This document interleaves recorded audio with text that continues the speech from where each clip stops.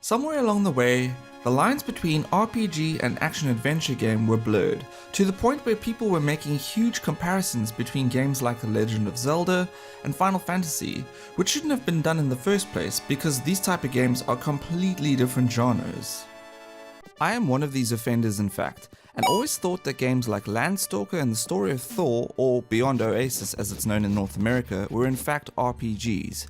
Action-adventure games certainly have RPG-like elements, but fundamentally they're usually more action-orientated, with an emphasis on free-roaming combat as opposed to tiered leveling systems, and the games also tend to be shorter. And while I certainly love RPGs, looking back now, it seems I definitely had a taste for action-adventure games too, perhaps more so than I thought. The Story of Thor was a game I first read about in a gaming magazine, and I always thought it was an extremely impressive looking game, eventually managing to find it at a second-hand store in pristine condition. The Story of Thor was also a game I vehemently defended when I found myself engaged in those my game is better than your game debates that seemed to be so common back in the day. This was during a time where the console wars were at their peak, although ironically the game in question was another Genesis title called Landstalker. The Story of Thor is an extremely impressive looking game, and the animated anime-esque intro really sets the mood for the adventure you're about to embark on. You play as Prince Ali, not to be confused with this guy, who has found an ancient gold armlet which calls out to him, like literally telling Ali to pick him up. Seriously.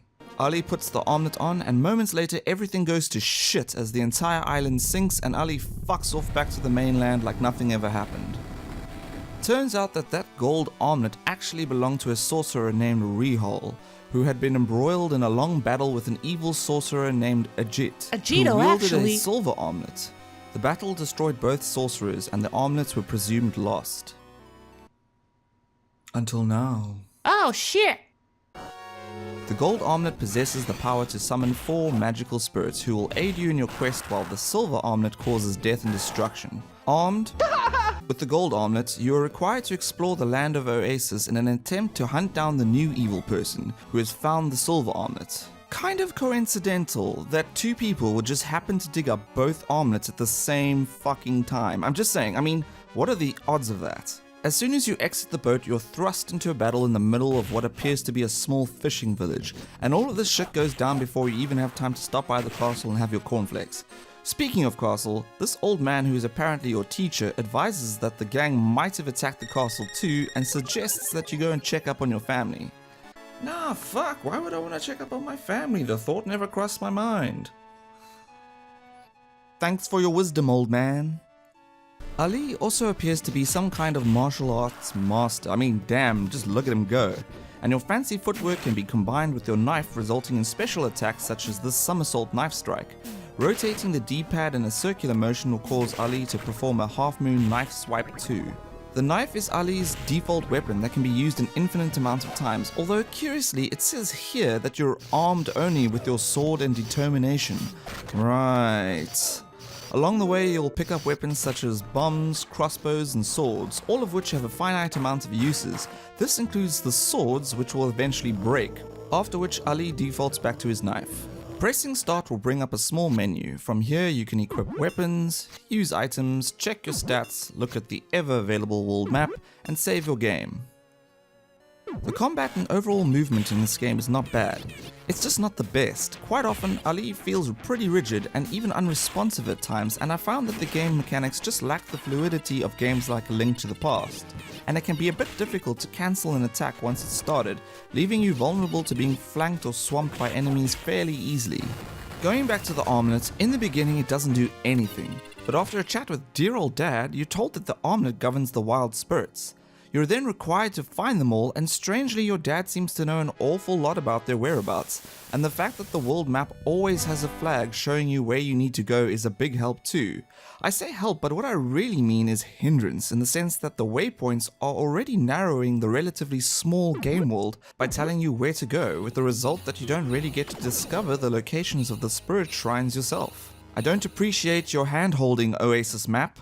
Then don't use it, idiot! Shoo, shoo! The first spirit you'll obtain is a water spirit named Daito, and before you can obtain the spirits you'll need to defeat a guardian, which come in all shapes and sizes. Once you have a spirit, they can be summoned by firing the light ball at the corresponding element found in the environment, like water or fire, and each spirit can perform a number of spells such as healing, attacking, reaching inaccessible areas, and so forth.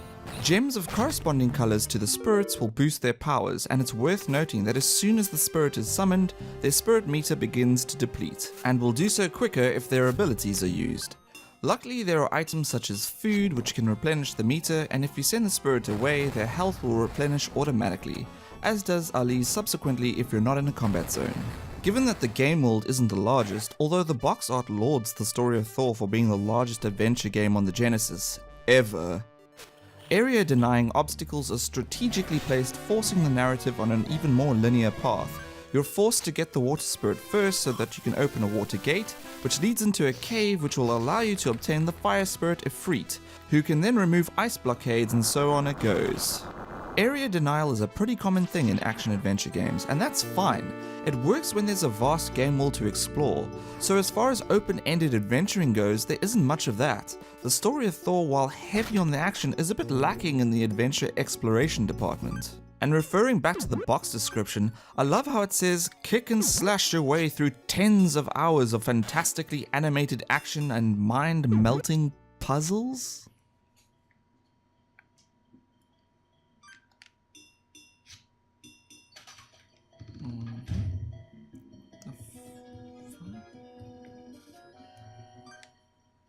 Yeah, some fucking puzzle. Fuck, however will I cope? I know it sounds like I'm ragging on the story of Thor quite a bit, but the issues I'm talking about here today aren't issues I would have been perceptive to as a kid. So with that said and done, what redeeming qualities does the story of Thor possess?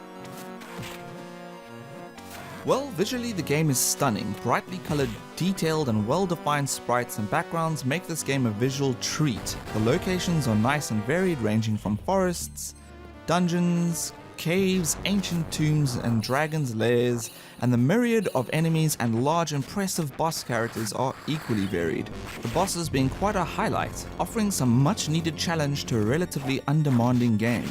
And perhaps the most pleasantly surprising aspect of the story of Thor is that it was developed by a company called Ancient, which was founded by Yuzo Koshiro, who you may remember as being the chiptune savant responsible for the awesome tunes of the Streets of Rage series. Oh, and he composed the soundtrack for this game too.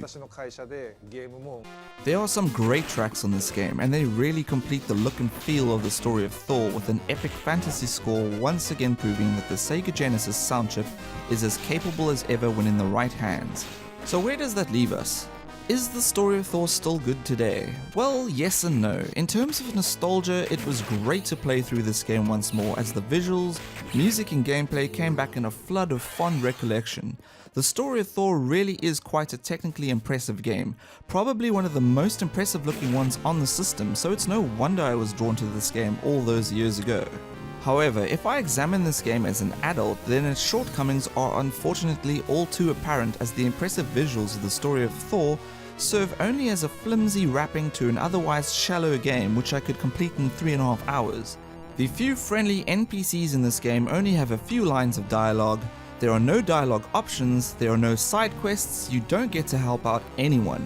You can't enter or loot houses apart from the odd house that has an open door, and even then all you can do is talk to the occupant then leave. The 4 wild spirits offer an interesting dynamic to the combat and can prove to be quite useful at times, but there just isn't enough to do here, which is really a shame because this game could have been so much more. The story of Thor is stylish in its visual delivery, but ultimately overambitious, as it spreads itself too thinly with simplistic puzzles and not enough depth to keep hardcore action-adventure gamers sated.